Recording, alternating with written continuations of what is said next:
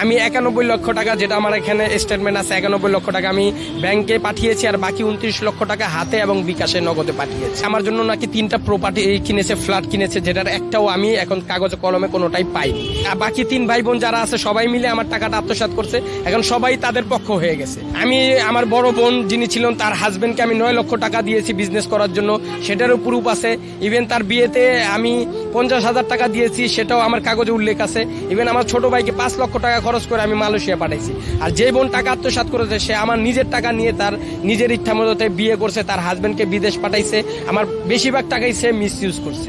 আমার এখন বাচ্চার দুধ কিনে দিতে পারতেছি না। এখন আমি আমার আপন বোন, আমার মায়ের পেটের আপন বোন, সেই সূত্রে সেই টাকাগুলো আত্মসাৎ করছে। প্রবাসীদের কাজ দেওয়ার আগে প্রবাসীদের জানের সুরক্ষা দেন। প্রয়োজন পড়লে নিজের ভাই বোনদের অবশ্যই সাধ্যমতো সহযোগিতা করতে হবে, কিন্তু তার মানে এই নয় যে আপনি সর্বোচ্চ উজাড় করে দিয়ে দেবেন। প্রায়োরিটি লিস্টে নিজের নামটি আগে রাখুন, নিজেকে আগে ভালোবাসুন। যত আপনজনই হোক, অন্ধবিশ্বাস থেকে দূরে থাকুন।